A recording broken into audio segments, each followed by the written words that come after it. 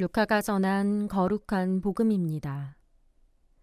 그때 부활이 없다고 주장하는 사두가의 몇 사람이 예수님께 다가와 물었다. 스승님, 모세는 어떤 사람의 형제가 자식 없이 아내를 남기고 죽으면 그 사람이 죽은 이의 아내를 맞아들여 형제의 후사를 일으켜 주어야 한다고 저희를 위하여 기록해 놓았습니다. 그런데 7 형제가 있었습니다. 마지가 아내를 맞아들였는데 자식 없이 죽었습니다. 그래서 둘째가, 그 다음에는 셋째가 그 여자를 맞아들였습니다. 그렇게 7이 모두 자식을 남기지 못하고 죽었습니다. 마침내 그 부인도 죽었습니다. 그러면 부활 때에 그 여자는 그들 가운데 누구의 아내가 되겠습니까? 7이 다 그 여자를 아내로 맞아들였으니 말입니다. 예수님께서 그들에게 이르셨다. 이 세상 사람들은 장가도 들고 시집도 간다. 그러나 저 세상에 참여하고 또 죽은 이들의 부활에 참여할 자격이 있다고 판단받는 이들은 더 이상 장가드는 일도 시집가는 일도 없을 것이다. 천사들과 같아져서 더 이상 죽는 일도 없다. 그들은 또한 부활에 동참하여 하느님의 자녀가 된다. 그리고 죽은 이들이 되살아난다는 사실은 모세도 떨기나무 대목에서 주님은 아브라함의 하느님, 이사학의 하느님, 야곱의 하느님이라는 말로 이미 밝혀주었다. 그분은 죽은 이들의 하느님이 아니라 산 이들의 하느님이시다. 사실 하느님께는 모든 사람이 살아있는 것이다. 그러자 율법학자 몇 사람이 스승님, 잘 말씀하셨습니다 하였다. 사람들은 감히 그분께 더 이상 묻지 못하였다. 주님의 말씀입니다. 참여 예수님 사목국 교육지원팀 이정민 비호입니다. 복음에서 부활을 부정하는 사두가이 사람들에게 예수님께서는 말씀, 탈출기 말씀 3장 6절 말씀으로 대답을 하십니다. 성서 속에 이미 부활에 대한 진리, 담겨있는 진리의 의미 다시 한번 깨우쳐 주시죠. 나는 아브라함의 하느님, 이삭의 하느님, 야곱의 하느님이다. 그들은 죽었지만 하느님 곁에 다시 살아 함께하고 있다는 것입니다.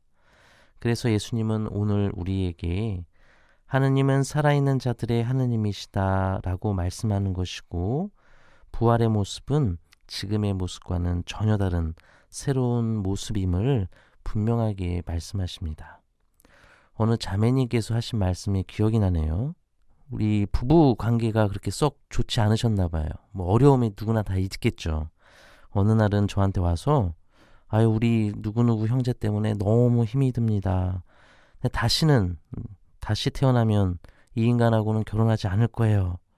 그런데 부활하면 다시 이런 사람하고 함께 살아야 되는 건가요? 끔찍합니다. 반 농담으로 어려움, 마음을 이야기해 주신 그 기억이 나네요. 부활은 그대로 다시 살아나는 것이 아닙니다. 부활은 재생, 소생이 아닙니다. 그랬다면 하늘나라는 이런저런 끔찍한 사고로 죽은 모습으로 어쩌면 함께하고 있을 거예요. 그래서 우리 아픔들이 가득한 곳이기도 할 거예요. 사두가이들이 바로 이렇게 생각했죠. 그대로 다시 깨어나는 것. 하지만 부활은 질적으로 완전히 새로운 삶의 시작을 의미합니다. 이것이 부활신앙의 핵심이에요.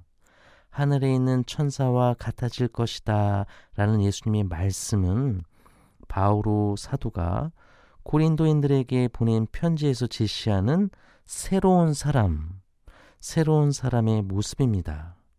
부활은 우리가 주님을 다시 뵙는 것이지만 지금의 죄스러운 모습, 부족한 모습이 아니라 온전히 변화되고 주님을 닮은 모습으로의 나아감입니다. 그 안에는 분명 주님의 큰 은총 때문에 가능한 것이죠. 주님의 부활이라는 은총 안에 참여할 때 우리도 용서받고 치유됨으로써 가능한 삶, 이것이 우리가 기다리고 희망하고 고대하는 부활입니다. 그런데 그 부활의 모습은 먼 훗날의 이야기가 아니에요. 오늘 예수님께서 말씀하시고 또 복음이 우리에게 강조하는 것은 이 부활의 삶, 나를 위해 준비하신 이 새로운 삶은 바로 지금부터 시작한다는 것입니다. 지금 예수님의 말씀을 듣고 있는 우리는 그분과 함께 나의 부활, 우리 모두의 부활을 오늘 내 손으로 함께 시작하는 것입니다. 오늘 우리에게 주어지는 이 하루, 내 부활을 좀 의미 있게 준비하고 또 주님과 함께 할 수 있도록 노력했으면 좋겠습니다. 아멘.